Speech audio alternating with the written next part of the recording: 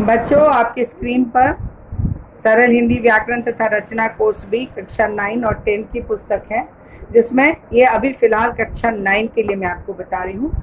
हमने 2 लेसन पढ़ा है और 2 लेसन में हमने उसको वीडियो को 4 भागों में करके भी भेजा है। आशा है बच्चों आपने उसको बहुत अच्छी तरह से समझ लिया होगा। अब इसके बाद मैंने इन सभी लेसन से आपके लिए कुछ प्रश्न उत्तर तैयार किए हैं, जिसका उत्तर आपको लिखना है। ये वो सभी प्रश्न हैं जिसको आपने बहुत अच्छी तरह से पढ़ा होगा और इसको आपको सुंदर से पढ़ लिखना है, ताकि फर्स्ट पीरियोडिक टेस्ट में आपको ये प्रश्न आएंगे। और बच्चों, कक्षा 9 एक बेस होता है जो कक्षा 10 के लिए बहुत आवश्यक होता है। ठीक है बच्चों, तो अब मैं आपको क्लास 9 के हिंदी व्याकरण के कुछ प्रश्न जो मैंने आपके लिए तैयार किए हैं वो आपको बताऊंगी। बच्चों, आपके स्क्रीन पर class 9 Hindi grammar revision question and answer part 4 लिखा हुआ है और इसके अंतर्गत कुल 13 प्रश्न मैंने आपके लिए निर्धारित किए हैं। ये वो 2 पार्ट हैं जिसको कि आपने पार्ट वाइज पढ़ा है और सर्वप्रथम इसमें आपने वर्ण विच्छेद, र की मात्रा के अलावा उपसर्ग, प्रत्यय इत्यादि भी पढ़ा है। तो जो कुछ भी आपने पढ़ा है सिर्फ उसी को मैंने रिवीजन के लिए चुना है। आशा है आप इन सभी प्रश्नों का उत्तर अच्छे से लिखेंगे।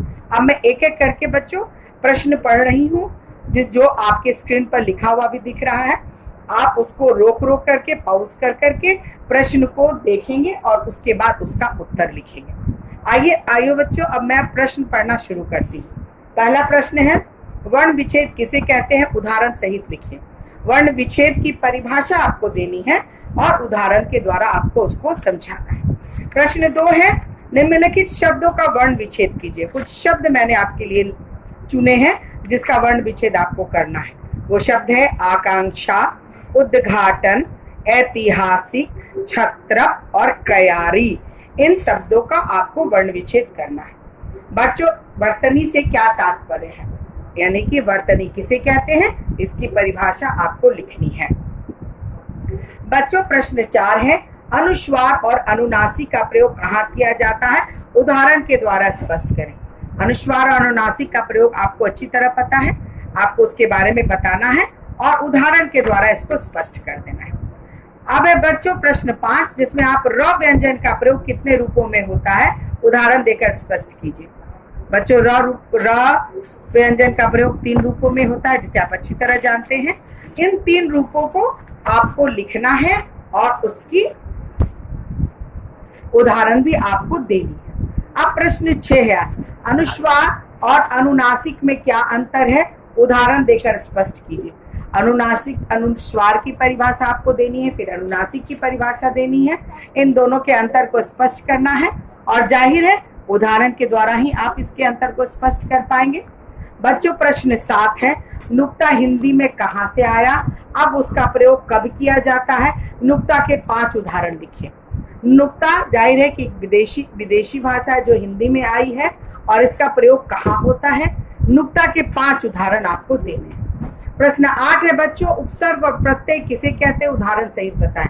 उपसर्ग की परिभाषा आपको लिखनी है, उसके बाद फिर प्रत्यय की परिभाषा आपको लिखनी है और दोनों को उदाहरण के द्वारा आपको स्पष्ट करना है।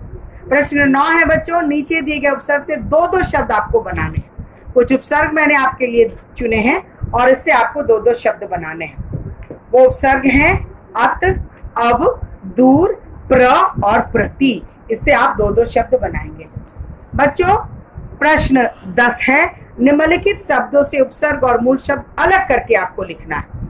उपसर्ग और मूल शब्द दोनों को आप अलग कर देंगे।